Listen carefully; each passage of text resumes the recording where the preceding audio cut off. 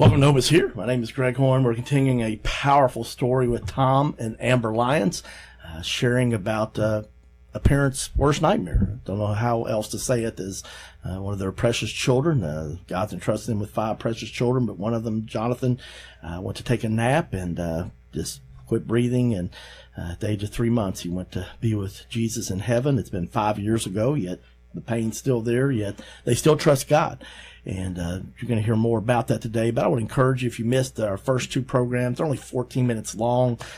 People listen to them while they're getting ready for work in the morning, on the drive to work, during their lunch hour, during their 15-minute mid-morning break, just whenever they go to bed at night. But you really want to hear these 2 programs. I've been blessed tremendously, had tears in my eyes. You can go to our website, hopeishere.today. That's hopeishere.today, and listen to those, and encourage you to listen and share those with somebody else. You can find us on iTunes. We're through the Podbean app, YouTube. You check it out, whatever's convenient for you. But easiest, quickest way might be just to go to hopeishere.today. With Tom and Amber, we've gotten through the part, Jonathan's with Jesus. You step out faith the next day. Your church had Saturday night services, so you went to that, and you've told me through these first 2 programs that God, through the pain and stuff, He still showed up, and thought there was a really powerful story, Tom, that you're sure about how God really did show up. Yeah, so that night Vineyard was starting a new series called Soul Detox. Obviously, Kevin had this had been prepared months in advance, and so he was just moving ahead with what the plan was, and it was for the restless heart. And so we it smacked us kind of right in between the eyes, because it was in the midst of like what now. That's where we were at, and that's where we were struggling with God. And Kevin, he ended the sermon that week with a kind of an Ignatian guided prayer, where he invited everybody to close their eyes, and then imagine themselves in their still place. And what was so fascinating was we've never done this before, and I don't know that we've ever done this since. But I remember when I closed my eyes, I immediately I found myself in our basement. And when I say that, I don't mean that like I saw it in my mind's eye. I mean like I remember moving my head right and left, and I could see it around me. I had a visionary style experience one other time, and this is that type of experience where I was in that place. And I remember looking down and seeing my son, Jonathan, in my arms. And I was really confused, because I was down in our basement, and like the TV was off and everything was quiet. And this is not what I would have imagined my still place to be, or my quiet place. But, the reality is the 6 weeks prior, Amber, with our twins, she had taken the whole 12 weeks off, but this time around, she had only taken 6 weeks off, and so before going back to work. And so for the last 6 weeks, I had went kind of light on my studies, on my PhD work, and instead I was watching our child. And so I had spent the last 6 weeks holding our son, and Jonathan would only sleep well when somebody was holding him. He always knew when somebody had set him down. And so I had spent most of the 6 weeks holding my son. And so I found myself again holding my son in our basement. And I remember looking around and then it making sense. Okay, this is my still place. But then it's funny because I remember looking to the stairs and seeing a figure beginning to come down the stairs into the basement and knowing it was Jesus. And then I remember seeing that and then hearing Kevin begin to narrate. And now imagine Jesus entering the scene. And in my mind, I was going, oh, he's already here. I see him. Yeah. And so I rose to meet him. And Kevin's guided prayer was something like, go and speak with Jesus, or something like that. And he just left it at that. And I remember rising to meet him. And because of my theological education, I have an MDiv, and I've been working on a PhD, and I know what's going to happen. Does that make sense? I've read the stories, and I know the kind of the healing encounter. So my head knows this, but my heart is in the middle of this, knowing and experiencing this. And so I walk up to Jesus. And he looks at me, and he says,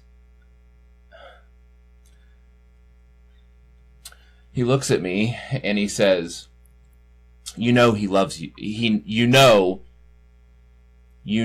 he knows that you love him, right? And he reached out his arms, and I handed Jonathan over to Jesus. And Jesus looks at me and says, I've got it from here. And that wound that was a mortal wound, one that I felt like I was dying, began to heal. It didn't fix everything. The pain was still there, but it didn't feel like I was going to die any longer. It felt like there might be hope. And Kevin then invited us to give thanks to Jesus for what he's done in our lives. And it just immediately, I began to just pour out all of what God had done in our journey, bringing us to Lexington from Houston, and God had showed up in a number of miraculous and powerful ways. And I just, I remember just praising Jesus, and the service had let out, and people were walking out. I'm still on my face, thanking Jesus for all that he had done in our lives, finally culminating in giving us Jonathan. And I remember getting up from that experience, looking around, and I just had a glow on my face, and there was joy there, and my parents and everybody around me just looked like I had 4 heads. Because, and I remember going up to Amber and just having this smile on my face and being like, I just saw Jesus face to face, and I can't wait to tell you about it. Wow. And so we went back that night. We had picked up journals because her father had advised that we begin to record everything of our experience and our memories of Jonathan, just so that we don't forget them. And it's something that's a journal that's very dear to my heart, and I continue to write in, even to this day, 5 years later. But I recorded all of this, and so then I began to share with. We decided to take dinner in our room that night. So as our parents watch our children and are out with the family, Amber and I kind of retreat to our bedroom, and we were eating chicken. And I begin to share. I begin to share with her what Jesus had done, and what he had said, and what I had seen. And then she looks at me, and she tears up a little bit as she's kind of processing and listening. And when I get done speaking, and I'm just excited, and I'm like, and this is what he's, and this is what's happened. And she looks at me and says, "Now, let me tell you what he said to me."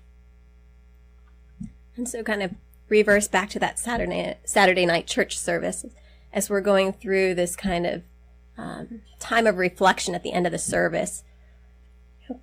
Pastor Kevin was going through and saying, go to your quiet place. And so with Jonathan, my quiet place had always been the upstairs nursery. There was a bed that I would usually nurse him on. And so that's where I pictured us. I pictured me there. I pictured Jonathan there. And it was just that, usually it was 2 a.m. or 4 a.m. It was a still and quiet place at that point in time. Definitely a still and quiet place, yes. And so that's where my mind went, and that's where I just found peace. And, and it was in that environment that then Kevin said, okay, now imagine God coming into the room. And even before Kevin made any further, I remember feeling his presence. And then, God told me very clearly, he came over, he picked up Jonathan and said, I've got him from here. Mm-hmm. And that was powerful for me. And it was reassuring for me. But I think the really neat thing was the way he told us both the same message in the same way. And just kind of added that extra little touch that only God can do. I had mentioned in a previous show about, my doctoral advisor is Craig Keener, and so I have spent a lot of time reading miracle accounts. And one thing that stands out to me from our experience is that, it's not normal, having joint visionary experiences where Jesus says the same thing to 2 people at the same time. And so I recognize, this was a gift to us, where Jesus came and met us where we were at. To comfort and reassure us that he's with us, and that we are not alone in the midst of this. And it's not every Jesus. That's not going to happen with everyone. I recognize that. But for us, it's part of our story, and it's part of what Jesus did in that moment. And healing came through that encounter with Jesus face to face, that so deep that it's hard to even articulate. But I would say that it wasn't the end of it, but it was the beginning of healing. And I think one thing that's kind of, even through these 3 sessions that we've talked through is, for me, I'm a very analytical person. I'm a very logic-driven person. And a lot of my interactions with God during this time were allowing him to touch my heart. And there wasn't a logic my brain could comprehend. And so, God really met me at my heart. And that was powerful to start the healing process, because my brain couldn't get there. And I don't know that it could still get there, to be fair. And so I think I wanted to just articulate that sometimes God kind of comes at a different direction to help get past our initial defenses or ways that we do things. And being open to see his hand and let it work. Now, it hurts when it starts up with your heart or things like that.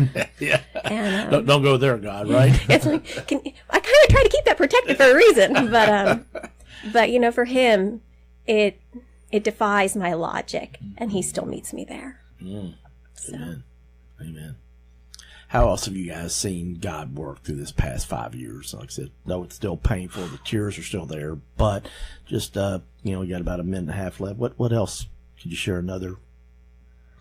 I think one thing I want to share is our society really does a terrible job of grieving and mourning in general. Amen. Amen. Sorry, but you hit on one of my things that I've talked on this program. Not lately, but a lot. Go ahead. Yeah. Sorry.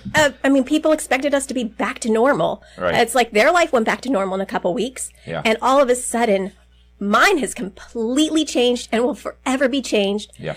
And some days are a little better than others, but I'll tell you, some days I consider it a success just to get up and go into work.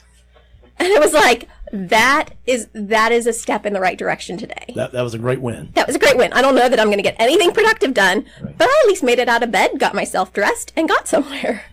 And give it, having a lot of grace.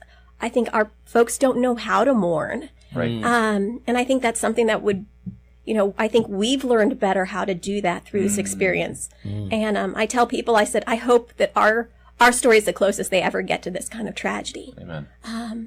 But learning how to kind of mourn and sit with others through grief is a powerful, powerful gift to give. A year prior, one of the individuals, Ben Witherington, who's a New Testament biblical scholar at the seminary, and had come to me, or had lost a child a year before. And so when we buried Jonathan, he was the first in line to meet us in the midst of that. And a year later, and he spoke words of comfort in the midst of all of that, and helped us prepare to interact with others on this grieving process. This is a journey he had been on for a year. And so Ben was fantastic in speaking life and encouragement. And people are going to say a lot of dumb things in the coming days. Yep. And he said, just have grace and compassion for them and bless them. But he just had some wisdom there. And a year later, a dear set of friends of ours, Amber had been in this girl's wedding, and they were now at the seminary, and he was pursuing. Hold that thought, Tom. I want to hear this, and we're going to talk about that tomorrow. But unfortunately, we're out of time. But this is going to be a great story. Stay with us as we continue our conversation tomorrow with Tom and Amber Limes on Hope is Here. CMI is your full-service human resources provider in Central Kentucky. For 15 years, CMI Human Resources has taken great pride in helping organizations and people work. Whether it's employee handbooks or help in filling a position, no job is too large or too small for CMI. Contact the professionals today at CMI Human Resources, 859-296-2800, or online at cmiconsulting.com.